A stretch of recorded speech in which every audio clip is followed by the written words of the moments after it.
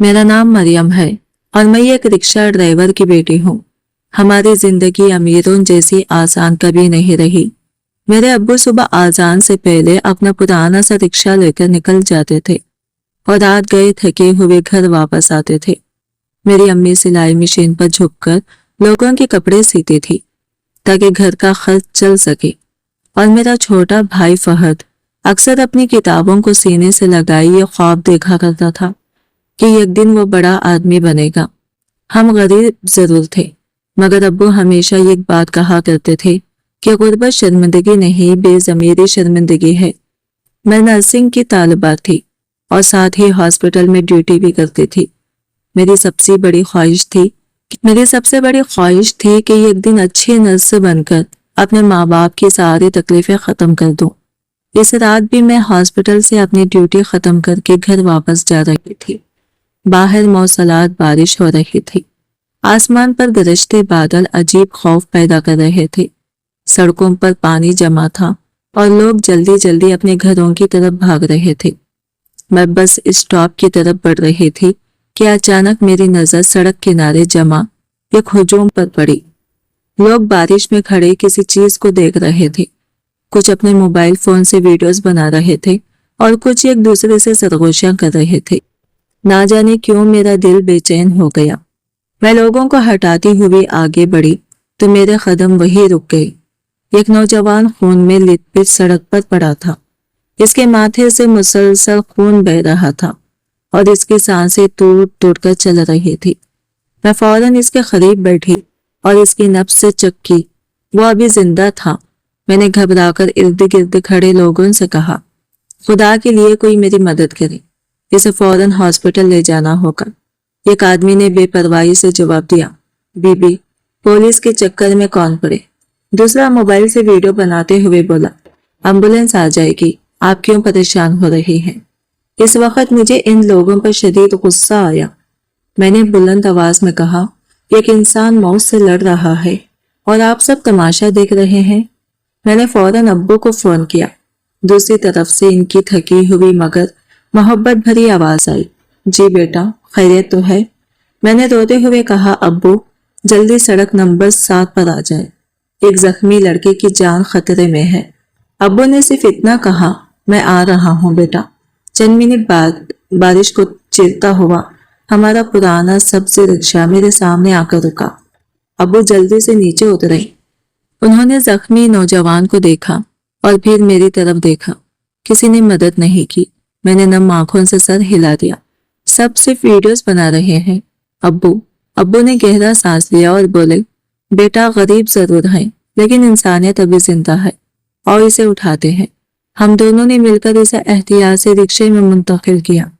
रिक्शे के फर्श पर खून के खतरे गिर रहे थे और बारिश की आवाज मजीद तेज होती जा रही थी।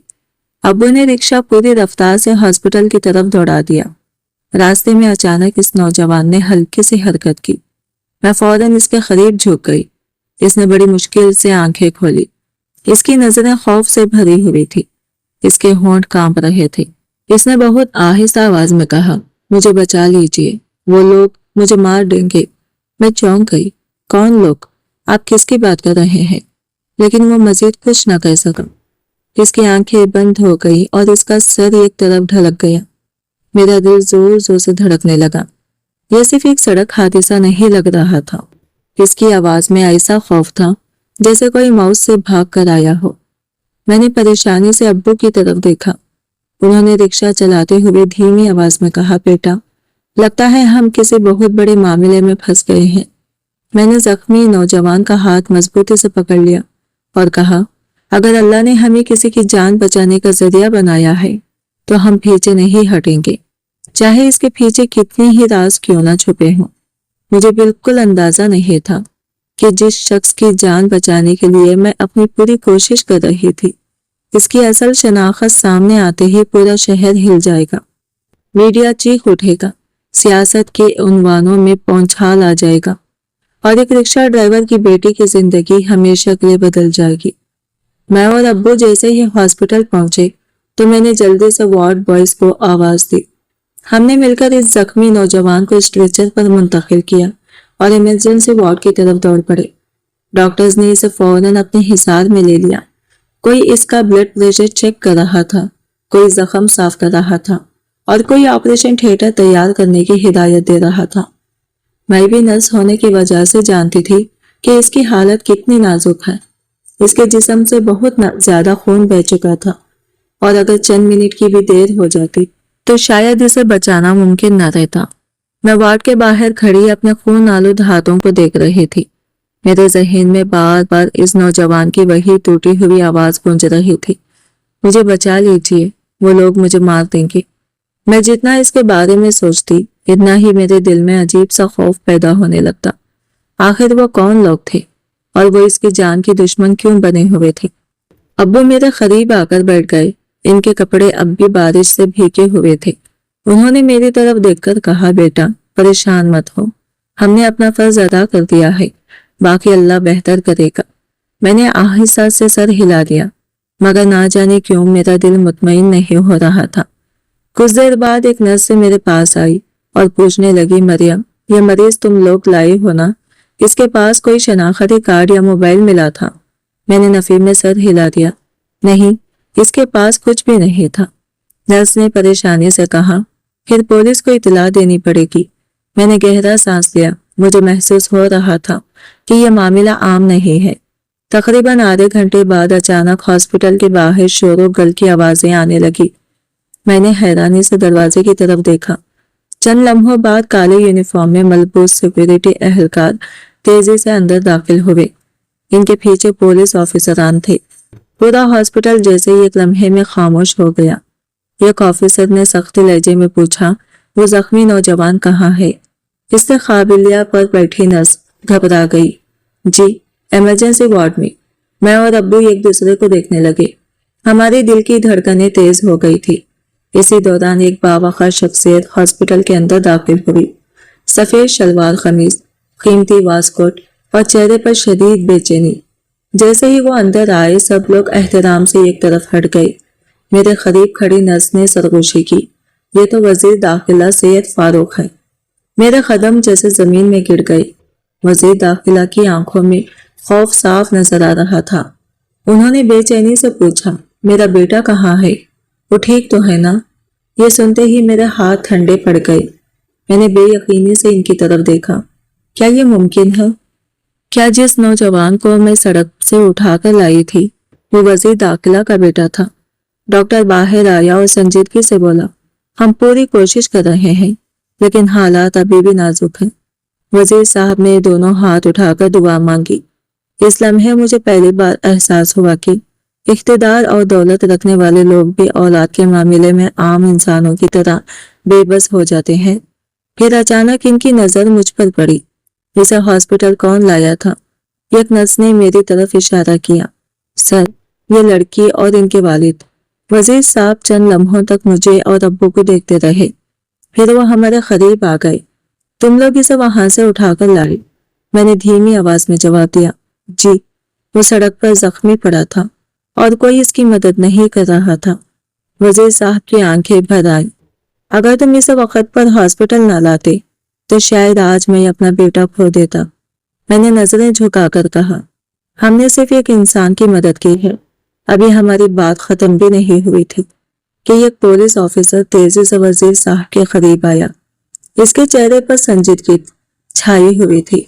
सर हमें इब्तिदाई मालूमात मिल गई है। वजीर साहब ने फौरन पूछा, क्या मालूम हुआ? ऑफिसर ने धीमी मगर वाज़ा आवाज में कहा, सर यह हादसा नहीं लगता। गालिब अमकान है कि हमजा साहब पर जानलेवा हमला किया गया है। मेरा दिल जोर से धड़का। हमजा? तो इस नौजवान का नाम हमजा था और इस पर हमला किया गया था। अचानक मुझे रिक्शे में इसकी कही हुई बात याद आ गई, वो लोग मुझे मार देंगे।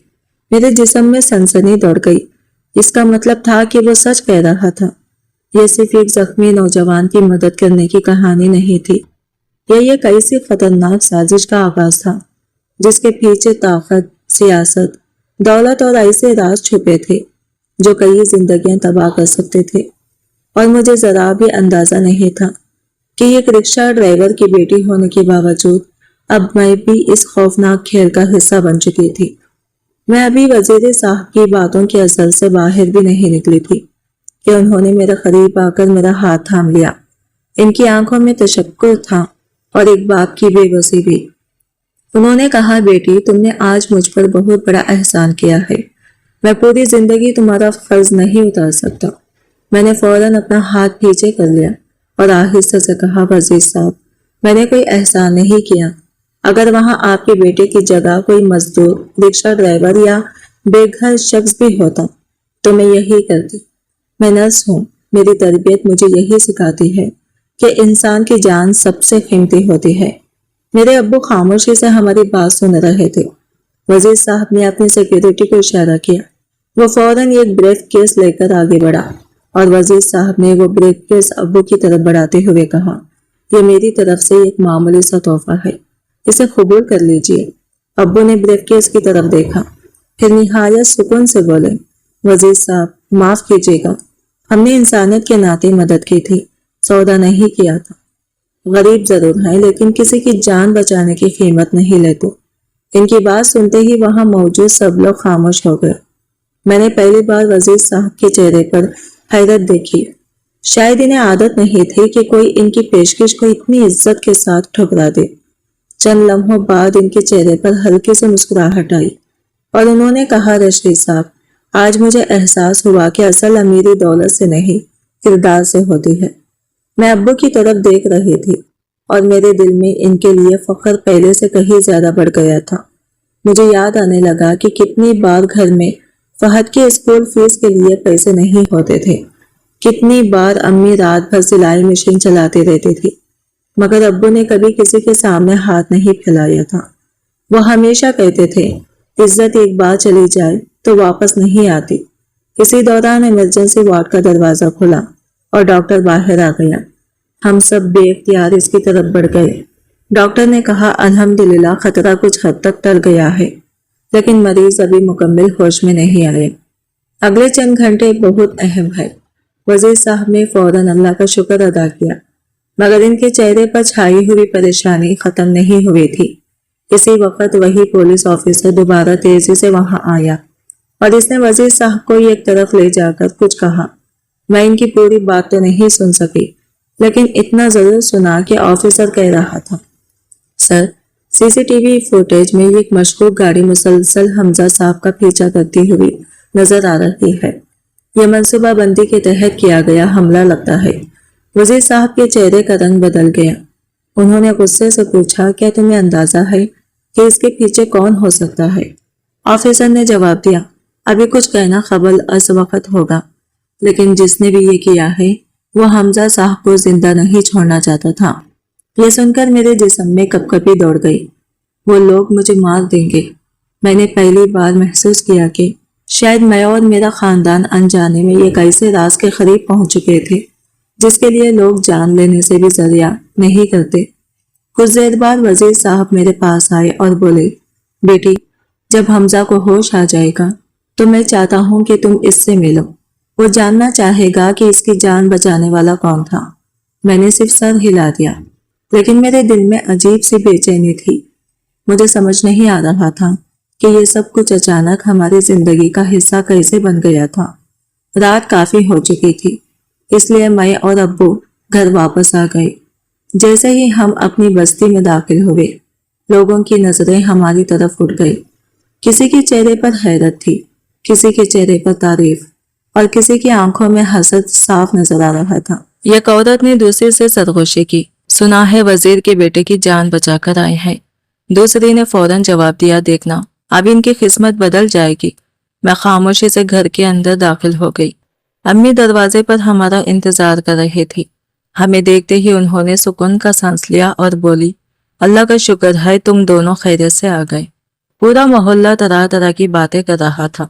فہد دوڑتا ہوا میرے پاس آیا اور معصومیت سے پوچھنے لگا، آپا کیا واقعی آپ نے وزیر کے بیٹے کی جان بچائی ہے؟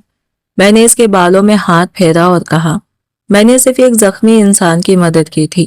ہم سب کھانے کے لیے بیٹھ گئے، مگر ابو غیر معمولی طور پر خاموش تھے۔ میں نے ان کی طرف دیکھا اور پوچھا، ابو آپ اتنے پریشان کیوں ہیں؟ انہوں نے کچھ لمحے خاموش رہنے کے بعد میری طرف دیکھا اور دھیمی آواز میں کہا، بیٹا مجھے نہیں معلوم کیوں، لیکن میرا دل کہہ رہا ہے کہ یہ معاملہ اتنا آسان نہیں ہے۔ طاقتور لوگوں کی زندگیوں میں چھپے راز اکثر عام لوگوں کی زندگیاں بدل دیتے ہیں۔ مجھے ڈر ہے کہ کہیں یہ راز ہماری دہلیز تک نہ آ پہنچے۔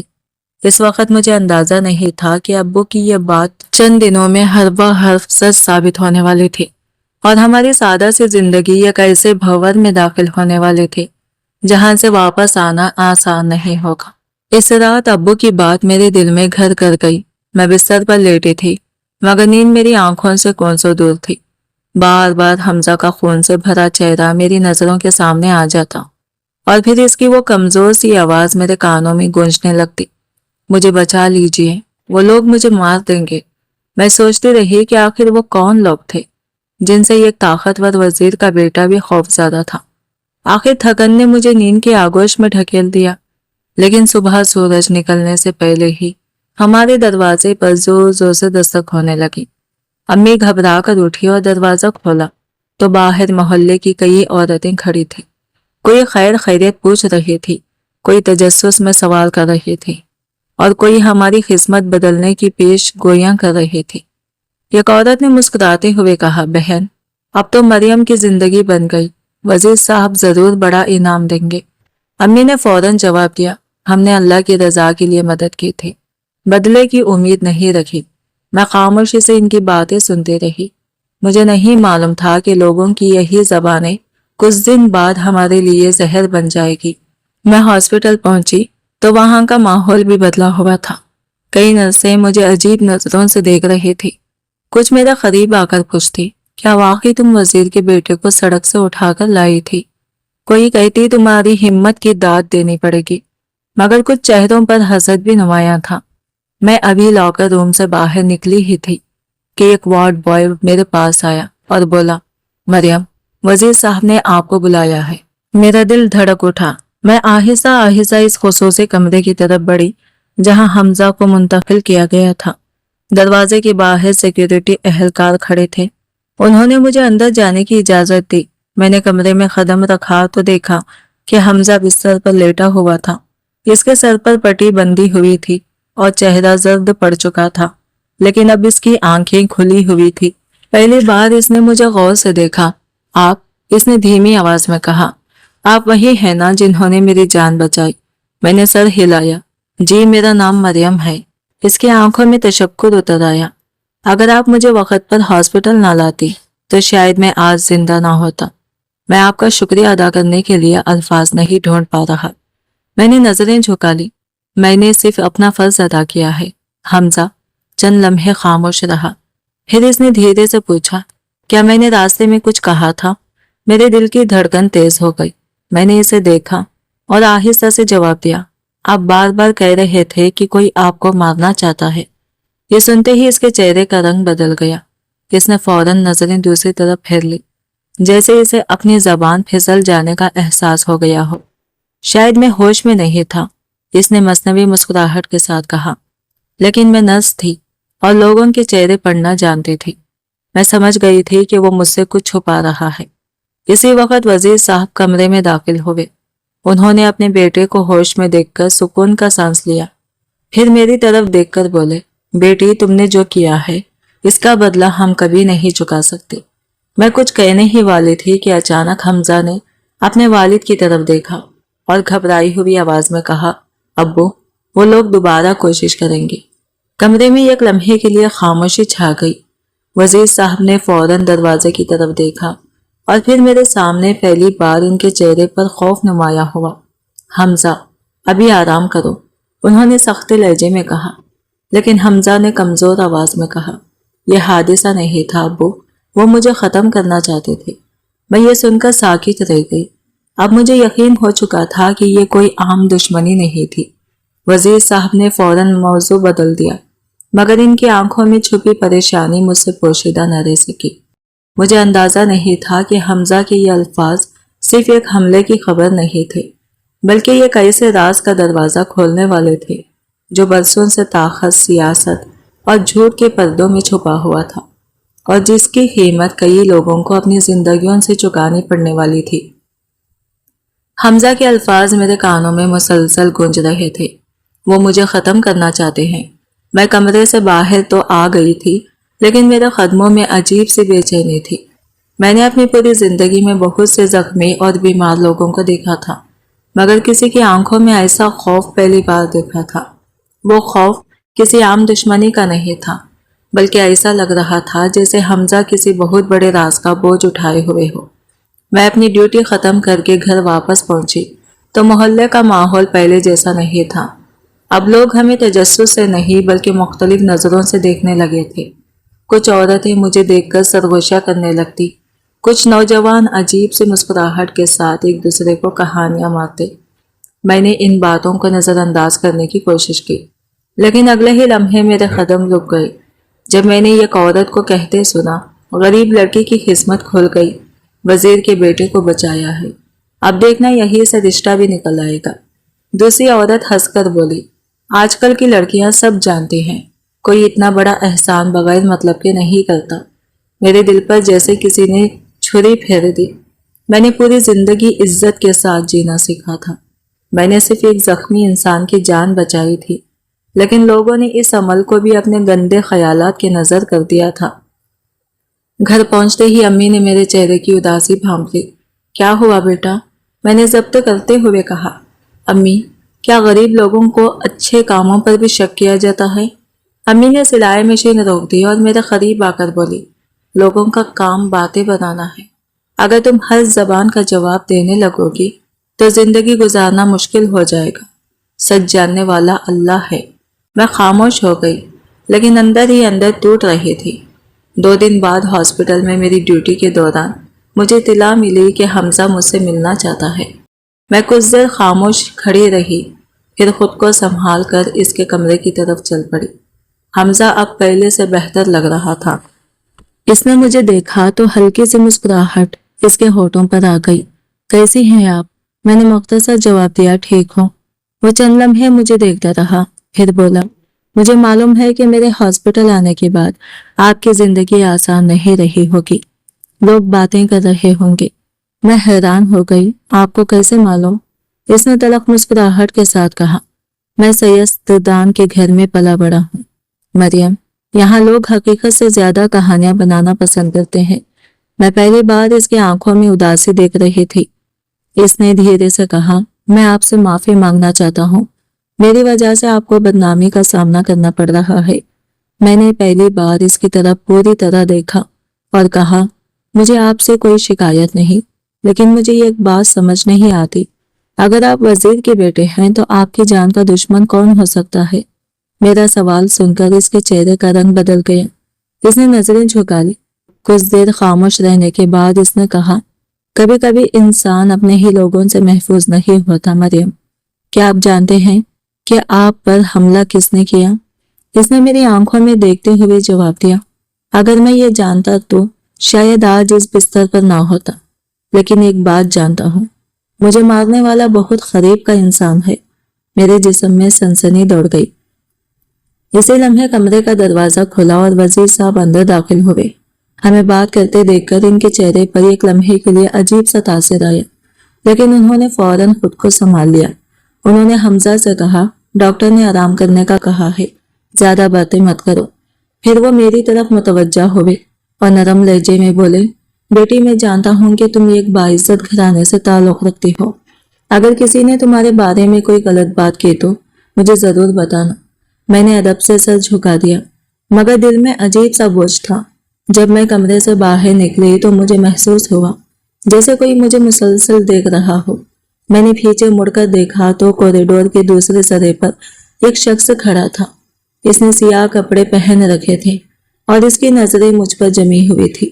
میں کچھ سمجھ پاتی اس سے پہلے ہی وہ تیزی سے مڑا اور نظروں سے اوجھل ہو گیا۔ میرے دل کی دھڑکن تیز ہو گئی۔ مجھے پہلی بار احساس ہوا کہ شاید خطرہ صرف حمزہ کے سر پر نہیں منڈلا رہا تھا، شاید اب کسی کی نظریں مجھ پر بھی تھی، اور مجھے یہ اندازہ نہیں تھا کہ بہت جلد ایک ایسا راز میرے سامنے آنے والا تھا جو یہ ثابت کر دے گا کہ حمزہ صرف وزیر کا بیٹا نہیں بلکہ اس کی پوری شناخت ہی ایک جھوٹ پر کھڑی تھی۔ اس دن کے بعد میرے دل میں ایک عجیب سا خوف بیٹھ گیا تھا۔ میں خود کو سمجھاتی رہی کہ شاید میں ضرورت سے زیادہ سوچ رہی ہوں، لیکن جب بھی میں ہاسپٹل کے کوریڈور میں اس اجنبی شخص کے سرد نظریں یاد کرتی، میرے ہاتھ بے اختیار ٹھنڈے پڑ جاتے۔ میں نے یہ بات کسی کو نہیں بتائی، حتیٰ کہ ابو کو بھی نہیں، کیونکہ میں انہیں مزید پریشان نہیں کرنا چاہتی تھی۔ کچھ دن گزر گئے اور حمزہ کی طبیعت تیزی سے بہتر ہونے لگی۔ ایک دوپہر میں اس کی فائل لے کر اس کے کمرے میں گئی تو وہ کھڑکی کے باہر خاموشی سے دیکھ رہا تھا۔ مجھے دیکھ کر اس نے ہلکی سے مسکراہٹ دی، مگر اس کی آنکھوں کی اداسی ویسی ہی تھی۔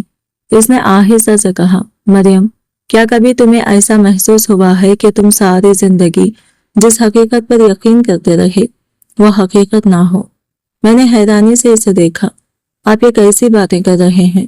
اس نے چند لمحے خاموش رہنے کے بعد کہا، بچپن سے مجھے ہمیشہ یہ محسوس ہوتا تھا کہ میرے اور میرے خاندان کے درمیان کوئی اندیکھی دیوار ہے۔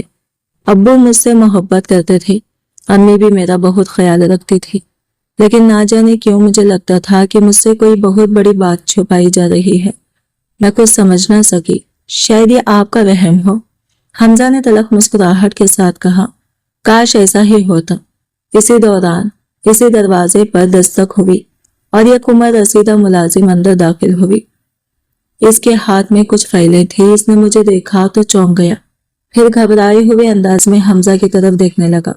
حمزہ نے تعارف کروایا، یہ بشیر چچا ہیں، جب سے میں نے ہوش سے سنبھالا ہے انہیں اپنے گھر میں دیکھتا آ رہا ہوں۔ بشیر چچا نے زبردستی مسکرانے کی کوشش کی، لیکن ان کی آنکھوں میں خوف صاف نظر آ رہا تھا۔ وہ جلدی سے فائلیں رکھ کر واپس جانے لگے، مگر اچانک ان کے ہاتھ سے یہ پرانا لفافہ زمین پر گر گیا۔ میں نے جھک کر لفافہ اٹھایا، اس پر دھندلی سی لکھائی میں صرف ایک نام درج تھا، حمزہ۔ میں نے لفافہ بشیر چچا کی طرف دیکھا، لیکن ان کے چہرے کا رنگ اڑ چکا تھا۔ حمزہ نے حیرت سے پوچھا، چچا آپ ٹھیک ہیں؟ بشیر چچا کے ہونٹ کانپنے لگے۔ انہوں نے دروازے کی طرف دیکھا، پھر دھیمی آواز میں کہا، چھوٹے صاحب، کچھ راز ایسے ہوتے ہیں جن کے سامنے آنے سے زندگیاں تباہ ہو جاتی ہیں۔ حمزہ نے پریشان ہو کر اٹھنے کی کوشش کرنے لگا۔ کون سے راز؟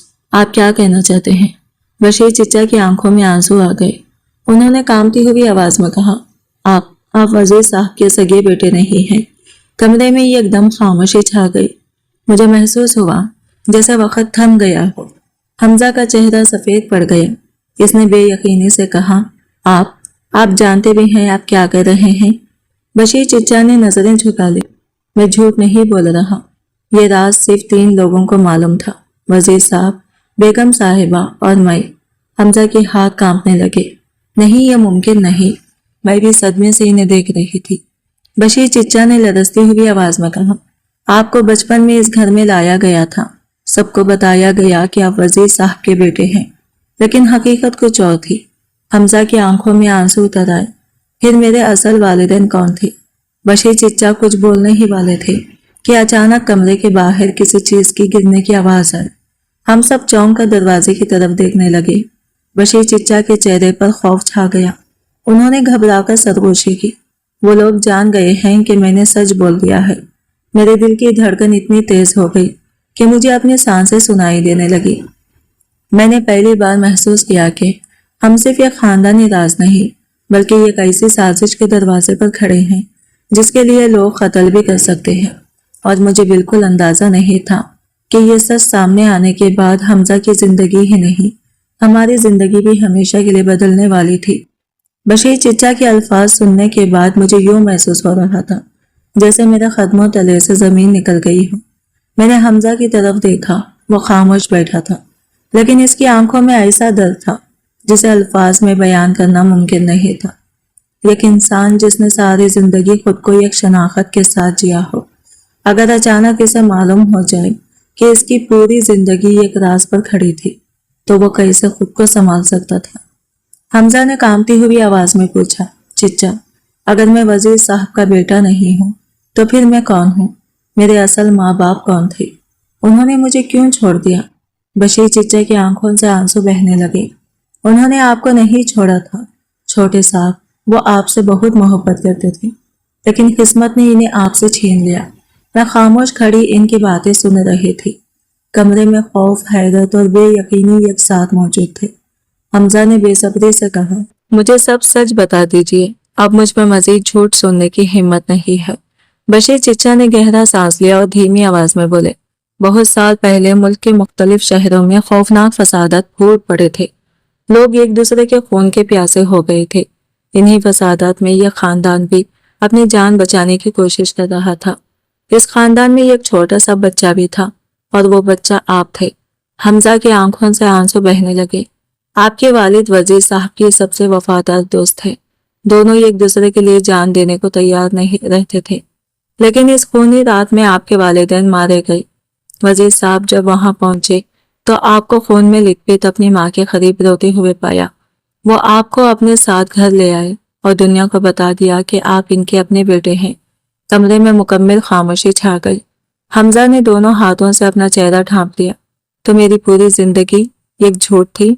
बशीर चिच्चा ने फौरन कहा, नहीं बेटा, वजीर साहब ने आपसे कभी नफरत नहीं की। उन्होंने आपको अपनी औलाद से बढ़कर चाहा। वो सिर्फ आपको इस सच से बचाना चाहते थे। मैंने पहली बार हमजा को टूटते हुए देखा। इसने भीगी हुई आंखों से मेरी तरफ देखा और कहा, मरियम, मैं आखिर हूं कौन? अगर मेरा नाम, मेरी पहचान, मेरा खानदान सब झूठ था तो फिर मेरी हकीकत क्या है? मेरे पास इस सवाल का कोई जवाब नहीं था। उसी लम्हे कमरे का दरवाजा जोर से खुला और वजीर साहब अंदर दाखिल हुए। इनके चेहरे पर सख्ती नुमायां थी। उन्होंने बशीर चिच्चा की तरफ गुस्से से देखा। तुमने इसे सब कुछ बता दिया। बशीर चिच्चा ने नजरें झुका ली। सच ज्यादा देर छुप नहीं सकता था साहब। हमजा ने आंसुओं भरी आंखों से वजीर साहब को देखा। क्या यह सब सच है? क्या मैं आपका सगा बेटा नहीं हूं? वजीर साहब खामोश खड़े रहे। इनकी आंखें भी नम हो चुकी थी। चंद लम्हों बाद उन्होंने भारी आवाज में कहा, हाँ ये सच है। हमजा ने जैसे ही ये अल्फाज सुने, इसकी दुनिया बिखर गई। आपने मुझसे ये राज क्यों छुपाया? वजीर साहब की आवाज लरस गई। क्योंकि मैं तुम्हें खोना नहीं चाहता था। जिस दिन मैंने तुम्हें अपनी बाहों में उठाया था, इसी दिन फैसला कर लिया था कि तुम मेरे बेटे बनकर रहोगे। मैंने कभी तुम में और अपने खून में फर्क नहीं किया। हमजा की आंखों से आंसू मुसलसल बह रहे थे। फिर मुझ पर हमला क्यों हुआ? कौन मुझे मारना चाहता है? वजीर साहब के चेहरे पर परेशानी छा गई। उन्होंने धीरे से कहा, क्योंकि अगर ये राज दुनिया के सामने आ गया तो वो बहुत से लोगों की मुफादात खतरे में पड़ जाएंगे। मैं चौंक गई। मुफादात? वजीर साहब ने मेरी तरफ देखा और कहा, मेरे खानदान में कुछ लोग ऐसे हैं जो समझते हैं कि अगर हमजा की हकीकत सामने आ गई तो जायदाद, सियासी ताकत और विरासत का हक बदल जाएगा। मेरे दिल में खौफ उतर गया। इसका मतलब था कि हमजा पर हमला किसी अजनबी ने नहीं किया था, बल्कि इसके अपने लोग इसकी जान के दुश्मन बन चुके थे। मेरा कातिल मेरे अपने खानदान में से कोई हो सकता है। वजीर साहब ने नजरें झुका ली और इनकी खामोशी ही इस सवाल का सबसे खौफनाक जवाब थी। मैंने पहली बार महसूस किया कि हम सिर्फ एक राज का हिस्सा नहीं बने थे, बल्कि एक ऐसी जंग के दरमियान खड़े थे जहां दौलत, इख्तिदार और विरासत के लिए रिश्तों का खून बहाना भी लोगों को कबूल था। और मुझे यह अंदाजा नहीं था कि इस सच के सामने आने के बाद अगला निशाना सिर्फ हमजा नहीं होगा, बल्कि शायद मैं और मेरा खानदान भी खतरे में आ चुके थे। वजीर साहब की खामोशी ने मेरे दिल में ऐसा खौफ पैदा कर दिया जिसे मैं पहले कभी महसूस नहीं कर पाई थी। मैंने हमेशा सोचा था कि दुश्मन बाहर के लोग होते हैं, लेकिन इस दिन पहली बार समझ आया कि बाज़ो औकात इंसान को सबसे ज्यादा खतरा अपने ही लोगों से होता है। हमजा बिस्तर पर बैठा हुआ था। इसकी आंखें सुर्ख हो चुकी थी। वो बार बार एक ही सवाल खुद से पूछ रहा था, अगर मैं इनका हकीकी बेटा नहीं हूं तो फिर मेरी मौत से आखिर किसको फायदा पहुंचेगा? वजीर साहब ने गहरा सांस लिया और आहिस्ता से कहा, फायदा इस शख्स को होगा जो बचपन से इस इंतजार में बैठा है कि मेरी सियासी ताकत, मेरा कारोबार और मेरी सारी जायदाद एक दिन इसके नाम हो जाए। हमजा ने बेयकीनी से अपने वालिद की तरफ देखा। आप किसकी बात कर रहे हैं? वजीर साहब ने नजरें झुका ली। मेरे बड़े भाई के बेटे कामरान की। कमरे में एक लम्हे के लिए खामोशी छा गई। मैंने पहली बार ये नाम सुना था, लेकिन वजीर साहब के लहजे में छुपी तलखी ने मुझे एहसास दिला दिया कि यह मामला बहुत पुराना और संगीन है। उन्होंने कहना शुरू किया, कामरान बचपन से ये समझता आया है चूंकि इसके रगों में हमारा खानदान का खून है, इसलिए असल वारिस वही है। जब तक सब लोग तुम्हें मेरा सगा बेटा समझते रहे वो खामोश रहा, लेकिन जैसे जैसे तुम बड़े होते गए عوام میں مقبول ہوتے گئے اور میری سیاسی معاملات میں دلچسپی لینے لگے۔ اس کے دل میں نفرت بڑھتی گئی۔ حمزہ کی آنکھوں میں آنسو آ گئے تو اس نے مجھے مارنے کی کوشش کی۔ میرے پاس ابھی ثبوت نہیں ہے، وزیر صاحب نے جواب دیا، لیکن میرا دل یہی کہتا ہے کہ اس سازش کے پیچھے وہی ہے۔ میں خاموش کھڑی یہ سب سن رہی تھی۔ مجھے یوں لگ رہا تھا جیسے میں کسی فلم کا حصہ بن چکی ہوں، لیکن افسوس یہ حقیقت تھی اور اس حقیقت کی قیمت جانوں سے ادا کی جا رہی تھی۔ اسی دوران وزیر صاحب کا فون بجنے لگا۔ انہوں نے کال سنی اور ان کے چہرے کا رنگ اڑ گیا۔ کیا تم لوگ اسے روک کیوں نہیں سکے؟ انہوں نے غصے سے فون بند کیا اور فوراً کمرے سے باہر نکل گئے۔ حمزہ نے پریشانی سے مجھے دیکھا۔ کیا ہوا ہوگا؟ میں کچھ کہی تھی اس سے پہلے ہی بشیر چچا بھاگتے ہوئے اندر آئے۔ ان کی سانس پھولی ہوئی تھی۔ چھوٹے صاحب، بہت بڑا مسئلہ ہو گیا ہے۔ حمزہ نے گھبرا کر پوچھا، کیا ہوا؟ بشیر چچا کی آواز کانپ رہی تھی۔ کامران صاحب کے لوگوں نے میرے گھر پر حملہ کیا ہے۔ وہ لوگ مجھے ڈھونڈ رہے ہیں۔ انہیں معلوم ہو گیا ہے کہ میں نے آپ کو سچ بتا دیا ہے۔ میرے جسم میں کپکپی دوڑ گئی۔ اس کا مطلب تھا کہ دشمن صرف حمزہ کو خاموش نہیں کرنا چاہتا تھا، وہ ہر اس شخص کو ختم کرنا چاہتا تھا جو سچ جانتا تھا۔ حمزہ نے فوراً بستر سے اٹھنے کی کوشش کی۔ نہیں، میں بشیر چچا کو اکیلا نہیں چھوڑ سکتا۔ میں نے اسے روک لیا۔ آپ ابھی اس حالت میں کہیں نہیں جا سکتے۔ حمزہ بے بسی سے بولا، مریم، میری وجہ سے لوگ مر رہے ہیں۔ پہلے میرے اصل والدین، پھر مجھ پر حملہ، اور اب بشیر چچا۔ میں نے پہلی بار اس کی آنکھوں میں مکمل ٹوٹ جانے کا احساس دیکھا۔ میں نے مضبوط لہجے میں کہا، آپ خود کو قصوروار نہ سمجھے۔ قصور ان لوگوں کا ہے جو دولت اور طاقت کے لیے انسانیت بھول چکے ہیں۔ اسی وقت میرا فون بجا۔ میں نے فون اٹھایا تو دوسری طرف ابو کی گھبرائی ہوئی آواز تھی، مریم، تم فوراً گھر آ جاؤ۔ ابو، کیا ہوا؟ ان کی آواز بری طرح کانپ رہی تھی۔ کچھ لوگ گھر کے باہر آ کر تمہارے بارے میں پوچھ رہے تھے۔ مجھے لگتا ہے کہ وہ تمہیں تلاش کر رہے ہیں۔ میرا دل جیسے سینے میں رک گیا۔ میں نے خوف زدہ نظروں سے حمزہ کی طرف دیکھا۔ اب یہ خطرہ صرف وزیر کے خاندان تک محدود نہیں رہا تھا۔ جس دن میں نے ایک زخمی انسان کی جان بچانے کے لیے اسے اپنے ابو کے رکشے میں بٹھایا تھا، اسی دن میں نے انجانے میں اپنے پورے خاندان کو اس آگ میں ڈھکیل دیا تھا، اور مجھے اندازہ نہیں تھا کہ آنے والے دنوں میں میرے بھائی فہد، میرے ابو رشید اور میری امی کی زندگیاں بھی اس خوفناک سازش کی زد میں آ جائیں گی۔ ابو کی گھبرائی ہوئی آواز سن کر میرے ہاتھ کانپنے لگے۔ میں نے فوراً پوچھا، ابو آپ ٹھیک تو ہیں؟ امی اور فہد کہاں ہے؟ ابو نے جلدی سے جواب دیا، ہم سب گھر میں ہیں، لیکن کچھ نامعلوم لوگ گلی میں کھڑے تمہارے بارے میں پوچھ رہے تھے۔ ان کے انداز سے لگ نہیں رہا تھا کہ وہ کوئی اچھے ارادے لے کر آئے ہیں۔ بیٹا، تم ابھی گھر مت آنا۔ میری آنکھوں کے سامنے اندھیرا سا چھا گیا۔ میں نے کبھی سوچا بھی نہیں تھا کہ ایک زخمی انسان کی جان بچانے کی سزا مجھے خاندان کو اس طرح ملے گی۔ حمزہ میرے چہرے کے تاثرات پڑ چکا تھا۔ اس نے بے چینی سے پوچھا، کیا ہوا؟ سب خیریت تو ہے؟ میں نے بامشکل خود کو سنبھالتے ہوئے کہا، وہ لوگ اب میرے گھر تک پہنچ چکے ہیں۔ حمزہ نے فوراً اپنا سر پکڑ لیا۔ یہ سب میری وجہ سے ہو رہا ہے۔ اگر تم مجھے اس رات سڑک سے نہ اٹھاتی تو آج تمہارا خاندان محفوظ ہوتا۔ میں نے مضبوط لہجے میں کہا، نہیں، ایسا مت کہیں۔ اگر میں اس رات بھی کسی انسان کو مرتا ہوا چھوڑ دیتی تو شاید ساری زندگی خود کو معاف نہ کر پاتی۔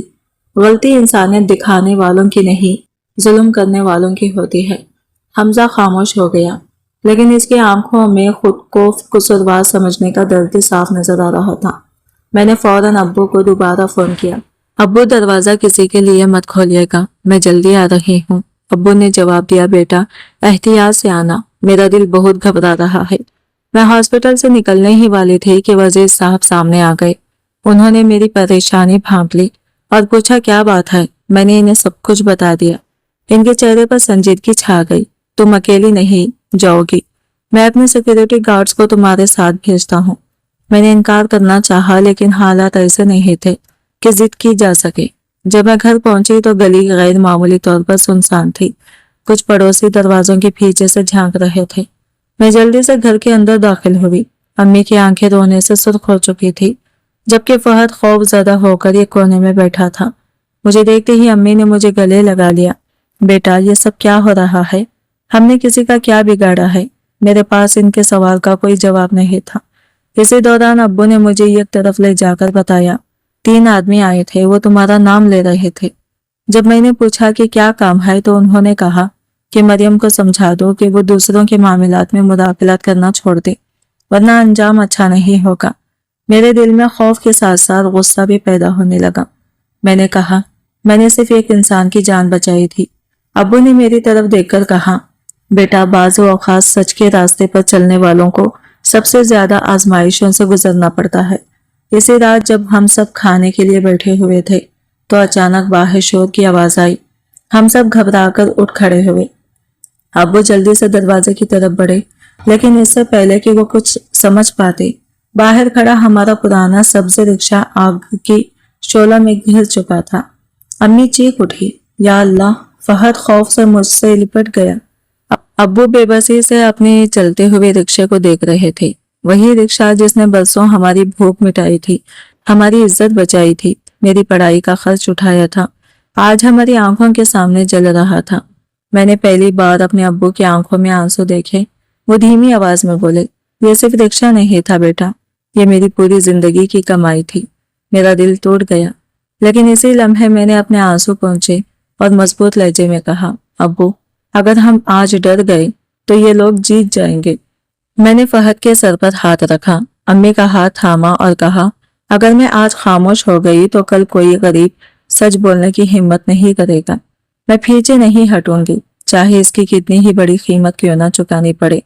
मुझे इस वक्त यह अंदाजा नहीं था कि ये तो सिर्फ आगाज था, क्योंकि दुश्मन सिर्फ हमें डराना नहीं चाहता था, वो हमें तोड़ देना चाहता था और बहुत जल्द वो हमारे खानदान को ऐसा जख्म देने वाला था जिसका तस्वुर भी मेरे लिए नामुमकिन था।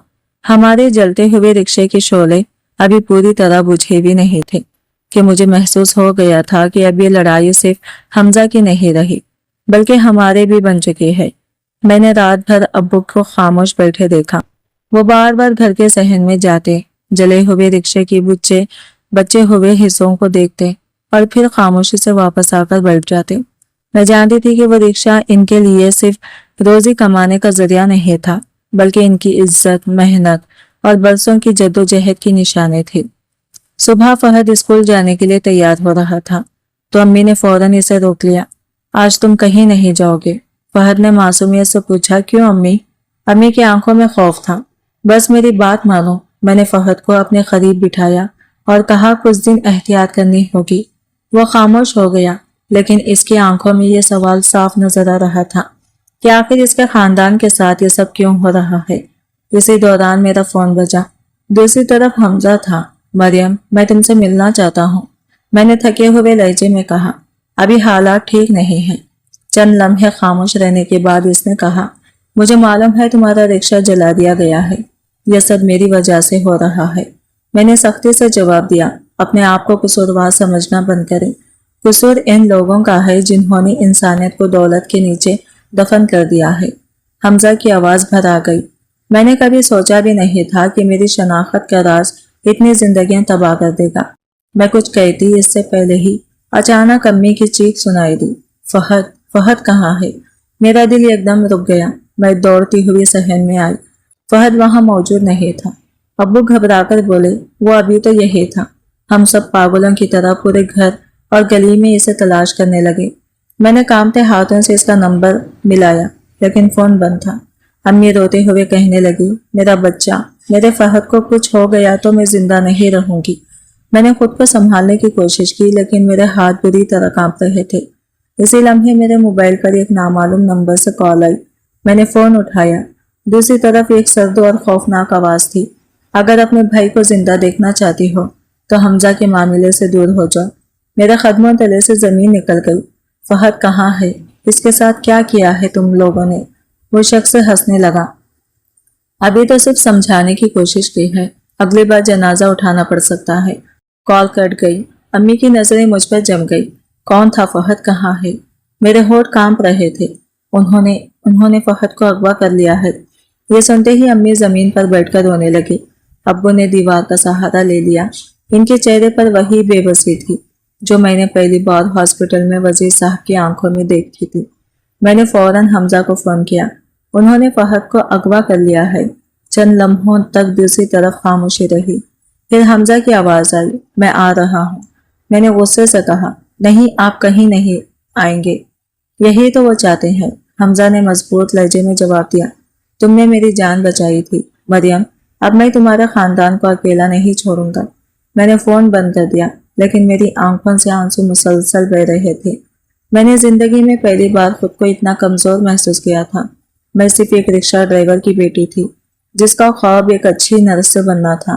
میں نے صرف ایک زخمی انسان کی جان بچائی تھی، لیکن اب میرے بھائی کی جان خطرے میں تھی۔ میری ماں ٹوٹ چکی تھی، میرے باپ کی برسوں کی محنت راکھ بن چکی تھی، اور میرے سامنے ایک ایسا دشمن کھڑا تھا جو اپنے مقصد کے لیے کسی بھی حد تک جا سکتا تھا۔ اسی لمحے ابو نے میری طرف دیکھا۔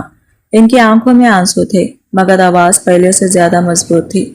انہوں نے کہا، مریم اب وقت آ گیا ہے کہ میں تمہیں ایک ایسا سچ بتاؤں جو میں نے برسوں سے اپنے سینے میں دفن کر رکھا ہے۔ میں نے حیرت سے ابو کی طرف دیکھا۔ مجھے بالکل اندازہ نہیں تھا کہ ان کے اگلے الفاظ نہ صرف حمزہ کی پوری زندگی بدل دیں گے، بلکہ اس سازش کے اصل مجرم کا چہرہ بھی دنیا کے سامنے لے آئیں گے۔ ابو کی بات سن کر میری سانس جیسے رک گئی۔ میں نے اپنی آنکھوں کے آنسو پونچھے اور ان کے قریب جا کر بیٹھ گئی۔ امی مسلسل رو رہی تھی اور فہد کی فکر میں بار بار دروازے کی طرف دیکھ رہی تھی، لیکن ابو کے چہرے پر اس وقت عجیب سی سنجیدگی تھی۔ ایسا لگ رہا تھا جیسے وہ برسوں سے اپنے سینے میں دفن ایک بوجھ کو مزید برداشت نہیں کر پا رہے تھے۔ انہوں نے میری طرف دیکھا اور دھیمی آواز میں کہا، بیٹا آج تک میں نے تم سب سے ایک بہت بڑا سچ چھپایا ہے۔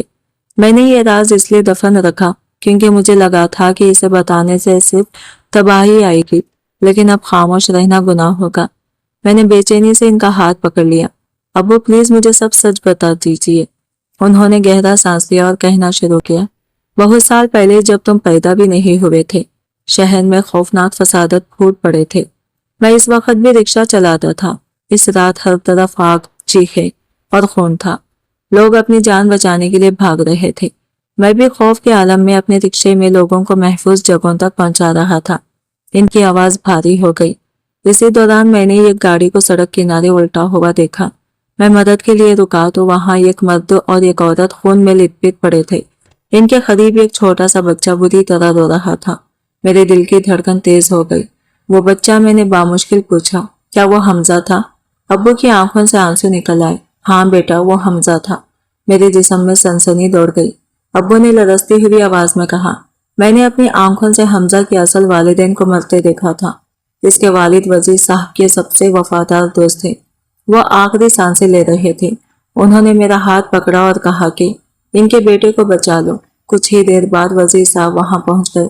انہوں نے بچے کو اپنی باہوں میں اٹھایا اور مجھ سے وعدہ لیا کہ میں یہ راز کسی کو نہیں بتاؤں گا۔ میں حیرت سے ابو کو دیکھتی رہ گئی۔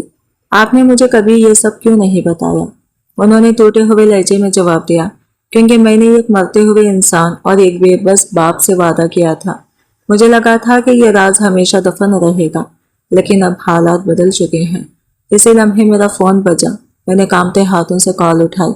دوسری طرف وہی سرد آواز تھی، تمہارے پاس آخری موقع ہے مریم، اگر تم نے خاموشی اختیار نہ کی تو اگلی بار تم اپنے بھائی کی لاش اٹھاؤ گی۔ میں نے چیخ کر کہا، فہد کہاں ہے؟ وہ شخص ہنسا، تمہارے بھائی کی زندگی اب تمہارے فیصلے پر منحصر ہے۔ کال کٹ گئی۔ امی زمین پر بیٹھ کر رونے لگی۔ میرا بچہ، مجھے میرا فہد واپس چاہیے۔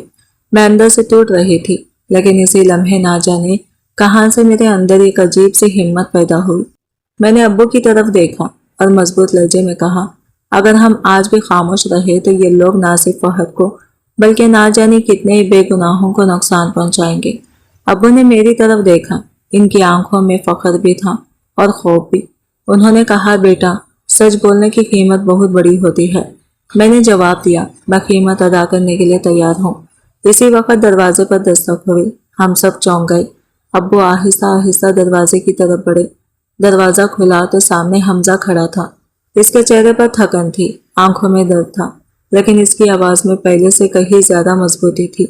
میں سب کچھ جان چکا ہوں، اس نے کہا، اور اب میں بھاگوں گا نہیں۔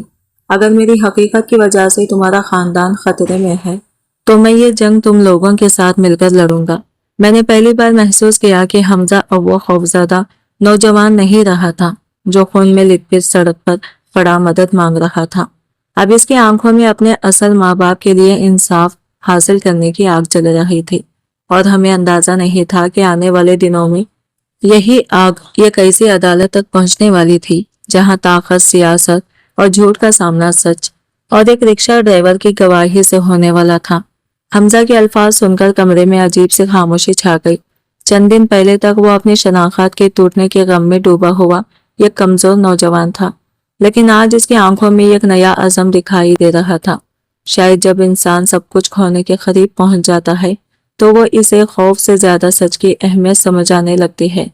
امی نے آنسو بھری آنکھوں سے حمزہ کی طرف دیکھا اور کہا، بیٹا، ہمیں کسی جائیداد یا دولت سے کوئی مطلب نہیں، ہمیں صرف اپنا فہد واپس چاہیے۔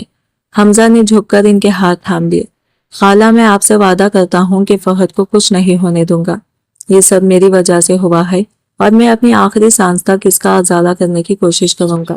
امی روتی رہی، لیکن ان کی آنکھوں میں پہلی بار امید کی ہلکی سی جھلک نظر آئی۔ اسی دوران وزیر صاحب بھی ہمارے گھر پہنچ گئے۔ شاید حمزہ نے انہیں سب کچھ بتا دیا تھا۔ میں نے پہلی بار ایک طاقتور سیاستدان کو اتنا ٹوٹا ہوا دیکھا۔ انہوں نے ابو کے سامنے آ کر کہا، رشید صاحب، میں نے آپ سے برسوں پہلے خاموش رہنے کی درخواست کی تھی، لیکن اب وقت آ گیا ہے کہ سچ دنیا کے سامنے آ جائے۔ ابو نے ان کی طرف دیکھا۔ میں نے اپنا وعدہ نبھایا تھا وزیر صاحب، لیکن اب میرے نواسے جیسے فہد کی جان خطرے میں ہے۔ میں مزید خاموش نہیں رہ سکتا۔ وزیر صاحب نے سر جھکا لیا۔ شاید یہی ہماری سب سے بڑی غلطی تھی۔ ہم نے سچ کو چھپا کر یہ سمجھ لیا کہ ہم سب کو بچا لیں گے، لیکن جھوٹ نے ہم سب کو کمزور کر دیا۔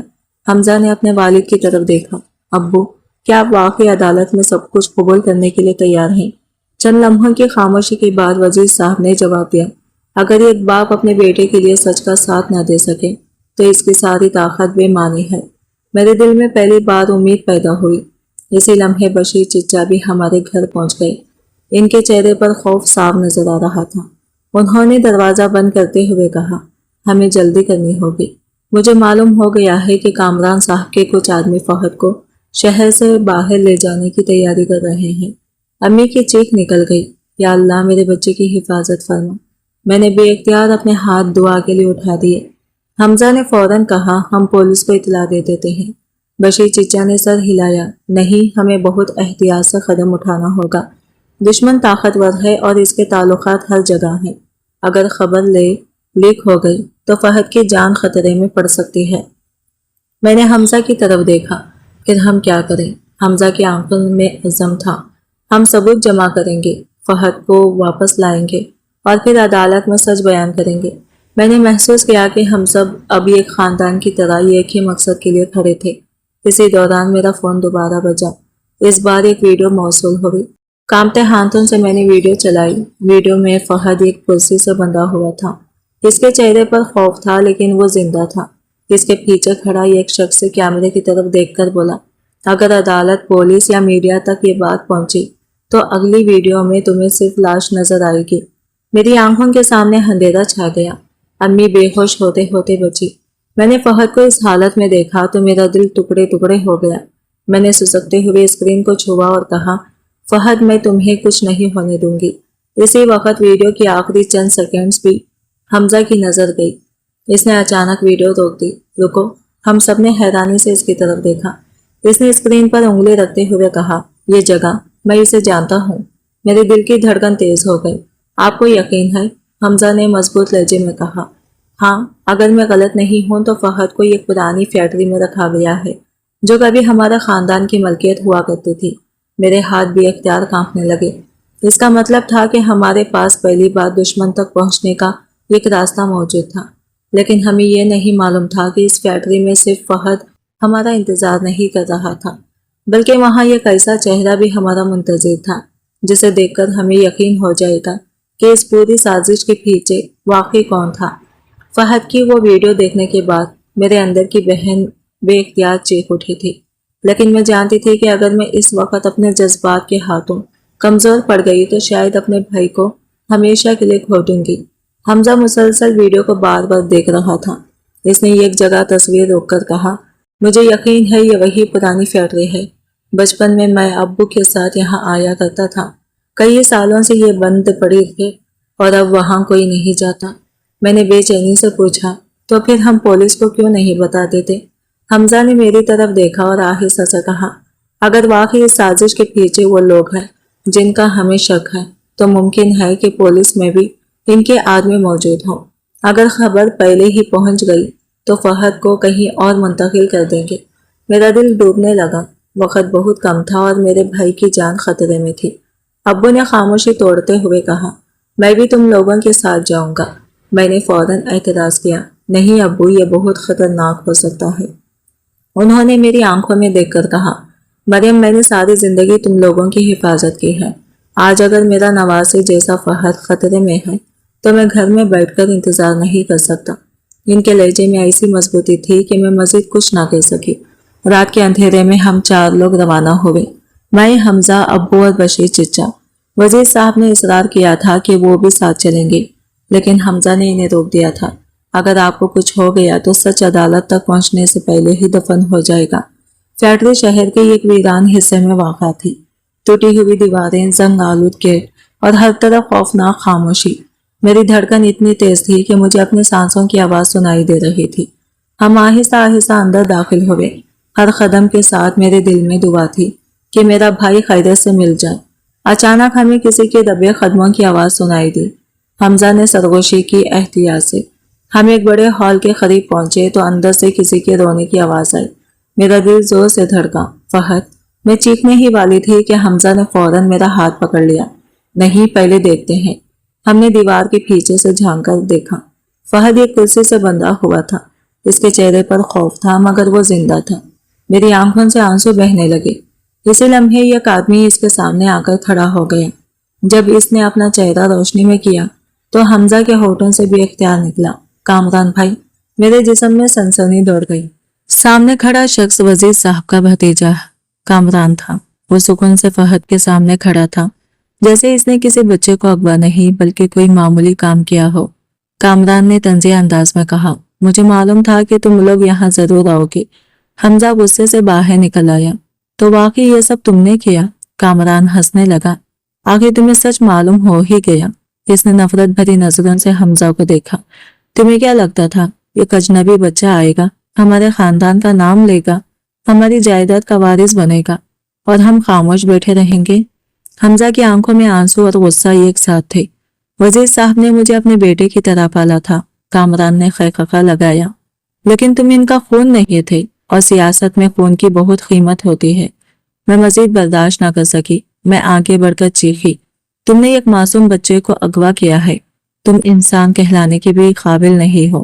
کامران نے میری طرف دیکھا اور سرد لہجے میں بولا، اگر تم اس رات سڑک سے حمزہ کو نہ اٹھاتی تو آج تمہارا خاندان سکون سے زندگی گزار رہا ہوتا۔ میری آنکھوں میں آنسو آ گئی، لیکن میں نے مضبوطی سے جواب دیا، اگر مجھے دوبارہ وہی رات مل جائے تو میں پھر بھی ایک زخمی انسان کی جان بچاؤں گی، کیونکہ انسانیت تم جیسے لوگوں کے خوف سے مر نہیں سکتی۔ کامران کا چہرہ غصے سے سرخ ہو گیا۔ اس نے اپنے آدمیوں کو اشارہ کیا، انہیں ختم کر دو۔ میرا دل سینے میں اچھل کر حلق تک آ گیا۔ مجھے پہلی بار محسوس ہوا کہ شاید ہم یہاں سے زندہ واپس نہ جا سکیں، لیکن اسی لمحے ابو رشید آگے بڑھے۔ ان کی آواز میں وہ طاقت تھی جو صرف سچ بولنے والوں کے پاس ہوتی ہے۔ انہوں نے کہا، آج بہت ہو گیا۔ برسوں پہلے میں نے ایک باپ سے وعدہ کیا تھا، لیکن اب میں عدالت میں کھڑے ہو کر دنیا کو بتاؤں گا کہ تم نے اقتدار اور جائیداد کے لیے کس حد تک گرنے میں شرم محسوس نہیں کی۔ کامران چند لمحوں کے لیے خاموش ہو گیا اور پھر اس نے ایسی بات کہی جسے سن کر ہم سب کے ہوش اڑ گئے، اگر تم سمجھتے ہو کہ تم عدالت تک پہنچ جاؤ گے تو تم بہت بڑی غلطی کر رہے ہو۔ مجھے اندازہ نہیں تھا کہ آنے والے چند گھنٹے ہماری زندگی کے سب سے خطرناک گھنٹے ثابت ہوں گے، اور یہ جنگ اب صرف فہد کو بچانے کی نہیں بلکہ سچ کو زندہ رکھنے کی جنگ بن چکی تھی۔ کامران کی بات سن کر میرے جسم سے جیسے جان نکل گئی۔ فہد ابھی بھی کرسی سے بندھا ہوا تھا، اس کی آنکھوں میں خوف تھا اور وہ بار بار میری طرف دیکھ رہا تھا۔ میں اس کی بڑی بہن تھی، اس کی ہر تکلیف مجھ سے دیکھی نہیں جاتی تھی، لیکن اس وقت میں بے بس کھڑی تھی۔ کامران نے اپنی آدمیوں کی طرف دیکھ کر کہا، تم لوگوں کو واقعی لگتا ہے کہ تم یہاں سے زندہ نکل جاؤ گے؟ تم بہت بڑی غلط فہمی میں ہو۔ حمزہ اس کے سامنے آ کر کھڑا ہو گیا، تم نے دولت اور اقتدار کے لیے اپنی انسانیت بیچ دی ہے۔ کامران تلخ ہنسی ہنسا، انسانیت؟ سیاست میں انسانیت نہیں طاقت چلتی ہے، اور طاقت ہمیشہ اسی کے پاس رہتی ہے جو دوسروں کو راستے سے ہٹا دے۔ میں نے فہد کی طرف دیکھا، اس کے معصوم چہرے پر آنسو بہہ رہے تھے۔ وہ روتے ہوئے بولا، آپا مجھے گھر جانا ہے، مجھے بہت ڈر لگ رہا ہے، میرے دل کے ٹکڑے ہو گئے۔ میں نے روتے ہوئے کہا، فہد میں تمہیں کچھ نہیں ہونے دوں گی، میں وعدہ کرتی ہوں۔ کامران نے غصے سے کہا، خاموش رہو۔ اسی لمحے ابو آگے بڑھے۔ میں نے پہلی بار انہیں اس طرح دیکھا تھا۔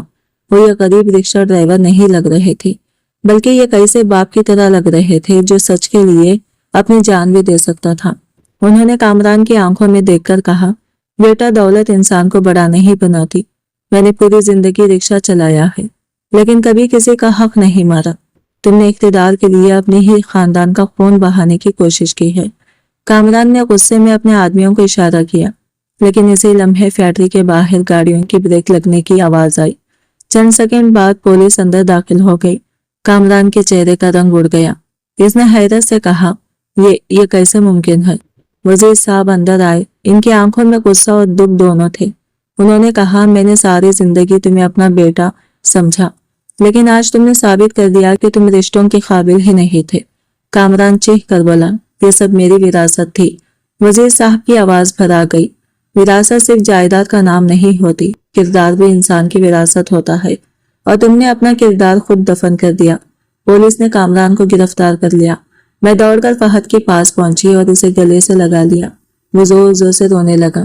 آپا مجھے لگا تھا میں آپ سب کو دوبارہ نہیں دیکھ پاؤں گا۔ میں نے اس کے بالوں کو چوما اور کہا، اب سب ٹھیک ہو جائے گا۔ امی نے فہد کو سینے سے لگا لیا۔ ابو نے آسمان کی طرف دیکھ کر اللہ کا شکر ادا کیا۔ حمزہ خاموش کھڑا یہ سب دیکھ رہا تھا۔ اس کی آنکھوں میں آنسو تھے۔ اس نے ابو کی طرف دیکھا اور دھیمی آواز میں کہا، چچا اگر آپ اس راز سچ نہ بولتے تو شاید میں کبھی اپنے اصل ماں باپ کے بارے میں نہ جان پاتا۔ ابو نے اس کے کندھے پر ہاتھ رکھا۔ بیٹا سچ دیر سے جیتتا ہے، لیکن ہارتا کبھی نہیں۔ لیکن اصل جنگ ابھی ختم نہیں ہوئی تھی۔ ابھی عدالت میں وہ دن آنا باقی تھا جو ایک رکشہ ڈرائیور پوری قوم کے سامنے کھڑے ہو کر وہ سچ بیان کرے گا جسے طاقتور لوگ برسوں سے دفن کرتے آئے تھے، اور اسی عدالت میں یہ ایسا فیصلہ سنایا جائے گا جسے سن کر پورا شہر حیران رہ جائے گا۔ فہد کی واپسی کے بعد پہلی بار مجھے لگا تھا کہ شاید ہماری آزمائش ختم ہو گئی ہے، لیکن اصل امتحان ابھی باقی تھا۔ چند ہی دنوں میں یہ معاملہ پورے ملک کے خبروں کی زینت بن گیا۔ ہر نیوز چینل پر ایک ہی بحث ہو رہی تھی، وزیر داخلہ کے بیٹے پر قاتلانہ حملہ، خاندانی سازش، جائیداد کی جنگ اور ایک رکشہ ڈرائیور کے خاندان کی بہادری۔ لوگ اپنے اپنے اندازے لگا رہے تھے، لیکن صرف چند لوگ ہی پوری حقیقت جانتے تھے۔ عدالت کے باہر میڈیا کا ہجوم جمع تھا، کیمرے مسلسل چل رہے تھے، صحافی ایک دوسرے پر سبقت لینے جانے کی کوشش کر رہے تھے۔ میں، امی، فہد اور حمزہ کے ساتھ خاموشی سے بیٹھے تھی، جبکہ میرے ابو رشید آج گواہ کے طور پر عدالت میں پیش ہونے والے تھے۔ میں ان کے چہرے کو دیکھ رہی تھی، وہ ہمیشہ کی طرح سادہ کپڑوں میں ملبوس تھے، لیکن آج ان کی شخصیت میں ایک عجیب سا وقار تھا۔ جب ان کا نام پکارا گیا تو وہ آہستہ آہستہ گواہوں کے کٹگرے تک گئے۔ عدالت میں مکمل خاموشی چھا گئی۔ جج نے ان سے سچ بولنے کا حلف لیا اور پھر سوال کیا، کیا آپ اس عدالت کو وہ سب کچھ بتانا چاہتے ہیں جو آپ برسوں سے جانتے ہیں؟ ابو نے مضبوطی آواز میں جواب دیا، جی ہاں۔ انہوں نے فسادت والی رات کی پوری داستان سنائی۔ انہوں نے بتایا کہ کس طرح انہوں نے یہ خون میں ڈوبے ہوئے جوڑے کو دیکھا تھا، کس طرح ایک معصوم بچہ اپنی ماں کے قریب بیٹھا رو رہا تھا، اور کس طرح وزیر صاحب اپنے دوست کی امانت کو اپنی باہوں میں اٹھا کر لے گئے تھے۔ ان کی آواز کئی بار بھر آ گئی، لیکن انہوں نے سچ بولنا نہیں چھوڑا۔ عدالت میں موجود بہت سے لوگوں کی آنکھیں نم ہو گئی۔ پھر وزیر صاحب خود کھڑے ہوئے۔ انہوں نے جج کی طرف دیکھ کر کہا، میں نے اس بچے کو اپنے دوست کی نشانی سمجھ کر پالا تھا۔ میں نے کبھی اسے اپنے سگے بیٹے سے کم نہیں سمجھا۔ میری غلطی صرف یہ تھی کہ میں نے سچ کو چھپایا، کیونکہ مجھے ڈر تھا کہ کہیں میں اسے کھو نہ دوں۔ حمزہ کی آنکھوں سے آنسو بہنے لگے۔ اس نے عدالت کے درمیان کھڑے ہو کر کہا، آج مجھے معلوم ہوا ہے کہ میرا اصل خون کون تھا، لیکن اس سے بھی بڑا سچ یہ ہے کہ باپ وہ نہیں جو صرف جنم دے، باپ وہ ہوتا ہے جو محبت اور قربانی سے اولاد کو پروان چڑھائے۔ وزیر صاحب آج بھی میرے والد ہیں اور ہمیشہ رہیں گے۔ یہ سنتے ہی عدالت کا ماحول جذباتی ہو گیا۔ کامران کے خلاف تمام ثبوت پیش کیے گئے۔ फहद के अगवा की वीडियोस, बशीर चिच्चा की गवाही, फैक्ट्री से मिलने वाले शवाहिद और साजिश की तफसीलात। आखिरकार जज ने फैसला सुनाते हुए कहा कि इख्तिदार और दौलत की हवस में बेगुनाहों की जानों से खेलने वालों के लिए कानून में कोई नरमी नहीं है। कामरान को सजा सुनाई दी गई। अदालत से बाहर निकलते ही सहाफियों ने वजीर साहब को घेर लिया। हर तरफ सवालात की पोछाड़ हो रही थी। इसी दौरान वजीर साहब रुक गए और सबके सामने मेरी तरफ इशारा करते हुए बोले, जिस रिक्शा ड्राइवर की बेटी ने मेरे बेटे की जान बचाई, आज से वो मेरी बेटी जैसी है। इसने हमें इंसानियत का असल मतलब सिखाया है। लोगों ने तालियां बजाना शुरू कर दी। कई लोगों को यकीन हो गया कि अब शायद हमजा और मेरी शादी का ऐलान होने वाला है, लेकिन अगले ही लम्हे हमजा ने माइक अपने हाथ में ले लिया। इसने मेरी तरफ देखते हुए कहा, मरियम मेरी मोहब्बत नहीं, मेरी मोहसिन है। इसने मुझे दूसरी जिंदगी दी है। इसकी इज्जत और अजमत का कर्ज मैं कभी अदा नहीं कर सकता। बाज़ रिश्ते मोहब्बत से भी बड़े होते हैं और मरियम मेरे लिए इन्हीं रिश्तों में से एक है। मेरी आंखों में आंसू आ गए। पूरी जिंदगी लोगों ने मेरे किरदार पर शक किया, मुझे दौलत के लालच से जोड़ा, लेकिन आज मेरे एहतराम को सबके सामने इज्जत मिली है। चंद माह बाद मैंने अपनी नर्सिंग की तालीम मुकम्मल कर ली। वजीर साहब ने माली मदद की पेशकश की, लेकिन अब्बू ने हमेशा की तरह मुस्कुराकर कहा, हम मदद कबूल कर सकते हैं, एहसान नहीं। मैंने अपने शहर के गरीब बच्चों और ज़रूरतमंद लोगों के लिए एक मुफ्त क्लिनिक कायम किया। जब भी कोई मरीज मेरे सामने आता, मुझे वो बारिश वाली रात याद आ जाती जब मैंने एक जख्मी इंसान को सड़क पर तड़पते देखा था और पूरी दुनिया की बेहिसी के बावजूद इसकी मदद करने का फैसला किया था। आज भी मैं एक रिक्शा ड्राइवर की बेटी होने पर फख्र महसूस करती हूँ, क्योंकि मेरे अब्बू ने मुझे सिखाया था कि इंसान की असल पहचान इसकी दौलत, इसके खानदान या इसके मनसब से नहीं होती, बल्कि इसके किरदार से होती है। कभी कभी यह खुद गरीब रिक्शा ड्राइवर की बेटी वो काम कर जाती है जो ताकतवर लोग भी नहीं कर पाते। और इस दिन मुझे यह यकीन हो गया था कि सच्ची देर से जीतता है, लेकिन जब जीतता है तो सिर्फ इंसाफ नहीं लाता, बल्कि इंसानियत पर लोगों का यकीन भी वापस ले आता है। आज की वीडियो कहानी आपको कैसी लगी कमेंट करके जरूर बताइएगा, और वीडियो अच्छी लगी है तो लाइक शेयर जरूर कीजिएगा और हमारे चैनल को सब्सक्राइब करें फ्रेंड्स। मिलते हैं अगली न्यू वीडियो के साथ, तब तक ले बाय बाय, टेक केयर, अल्लाह हाफिज।